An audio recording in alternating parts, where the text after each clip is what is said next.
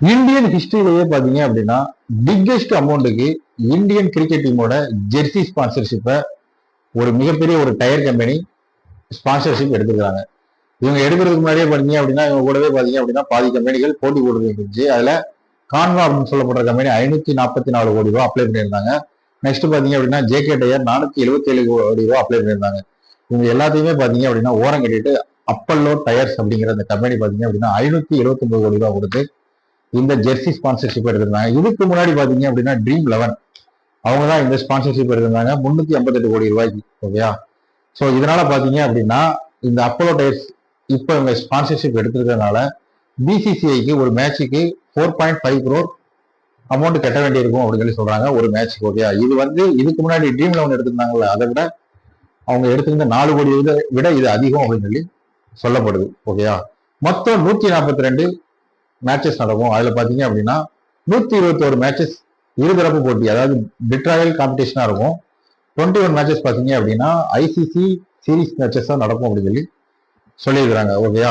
இந்த ஸ்பான்சர்ஷிப் எடுக்க முன்னாடி பாத்தீங்க அப்படின்னா நிறைய கடுமையான கட்டுப்பாடுகள்லாம் வச்சிருந்தாங்க. யார் இந்த ஸ்பான்சர்ஷிப்பை எடுக்கலாம் அப்படின்னு சொல்லிட்டு ஒரு லிஸ்டே போட்டிருந்தாங்க. அதுல யாரெல்லாம் எடுக்கக்கூடாது அப்படின்னு சொல்லி பாத்தீங்க அப்படின்னா இந்த alcohol, tobacco, online gambling, soft drinks, insurance, அதுக்கப்புறம் ஸ்போர்ட்ஸ் வியரு சம்பந்தப்பட்டவங்க எல்லாம் பாத்தீங்க அப்படின்னா இந்த ஸ்பான்சர்ஷிப்பை எடுக்க முடியாது அப்படின்னு சொல்லியிருந்தாங்க.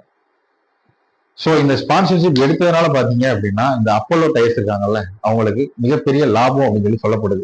ஏன்னு கேட்டீங்க அப்படின்னா உலகம் முழுக்க பாத்தீங்க அப்படின்னா இந்த கிரிக்கெட் அப்படிங்கிற இந்த மேட்சை பார்க்கறதுக்கு ஏராளமான ரசிகர்கள் இருக்காங்க. அதாவது இன்டர்நெட் மூலியமோ, டிவி மூலியமோ, சோசியல் மீடியா மூலியமோ ஏதாவது ஒரு வழியில இந்த கிரிக்கெட் மேட்சை பார்க்கறதுக்கு மிகப்பெரிய ஒரு ரசிக பட்டாளமே இருக்காங்கன்னு தான் சொல்லணும். ஜாதி, மத, இன, மொழி எல்லாத்தையுமே கடந்து கிரிக்கெட்டுக்குன்னு ஒரு மிகப்பெரிய ஒரு வெறித்தனமான ரசிக கூட்டம் இன்ன வரையும் இருக்கதான் செய்யுது.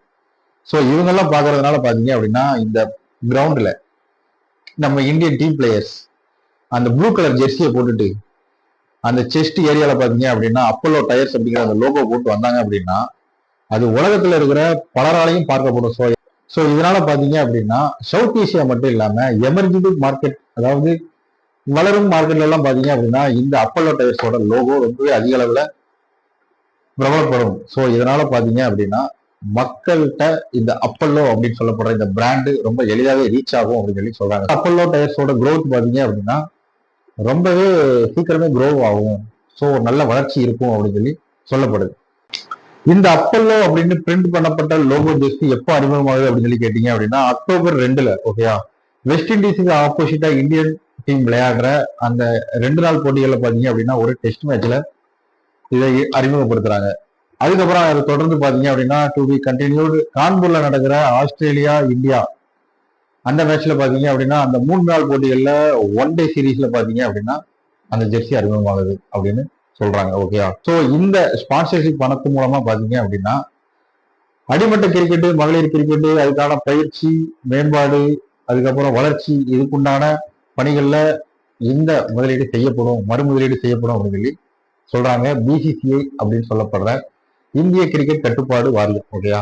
எது எப்படியோ இன்னுமே கூட கிரவுண்ட்ல இந்தியன் டீம் இறங்கி விளையாடுறத பாக்குறதுக்கு உலக அளவுல கோடிக்கணக்கான ரசிகர்கள் இன்னும் கூட இருக்கதான் செய்யறாங்க அப்படிங்கிறது எந்த விதமான சந்தேகமும் கிடையாது.